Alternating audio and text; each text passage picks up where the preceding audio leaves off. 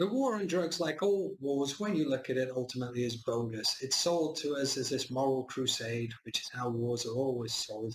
But really, when you look into it, it's about profit and power. The war on drugs, for example, creates $1 billion in arms sales from the US to Mexico every year. It keeps Mexico on its knees. It keeps 18, 19-year-olds killing each other on the streets. It keeps the population in fear of violence. And it also puts into the hands of the cartels huge amounts of money and power, who are then fighting each other for territory because there's no laws. So if this gang rips off this gang, how's it going to get settled? It gets settled with violence.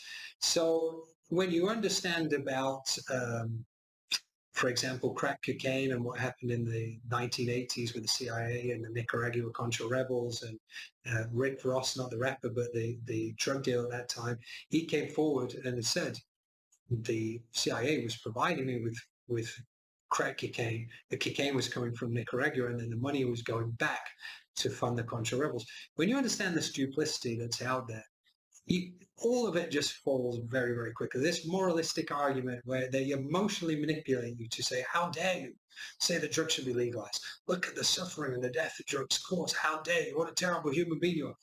Complete nonsense. The fact is, if you taxed drugs and you put money back within the system, you could educate people better. You could provide facilities, recreational facilities, infrastructure that would steer kids away from using drugs. And you would help to cure the emotional problems which lead to drug addiction and societal problems which lead to drug addiction in the first place. Recreational drug use is one thing, but then you get into heavier use and other drugs such as crack cocaine and methamphetamines and heroin. These are medical issues and addictions. And it's always a damaged individual that cannot cope with themselves any further that goes into drugs. So bringing everything within the system, bringing the people within the system, not criminalizing people, and legalizing and taxing drugs is the way to go. You stop turning it into this adversarial system where you set up cartels and drug dealers with money against the police and all the death and destruction that happens because of that. You stop all of that and you legitimize the drugs trade, and you say, okay, maybe we don't agree with it, but if you want to do drugs, you can. You will be taxed. The drugs will be safer. They will be screened. And it will provide something to a safer society, because a lot of the violence around drugs is to do with the turf wars, the power wars. And you can get rid of any dealer or cartel, whatever you want. You don't get rid of the demand. And this is, the most ignorant of approaches with people that make these policies. You don't change the demand. So along comes someone else to supply, and it continues because the power and money that can be gained from it is so huge. So that is why the war on drugs is bogus, and it's never worked. It will never eradicate drugs. In fact, the problem keeps getting worse and worse. But of course, human stupidity with this moralistic standpoint of, well, we can't condone drugs, we can't bring them. Yes, you can. You can bring them in the system without actually or condoning them and saying, recommending them.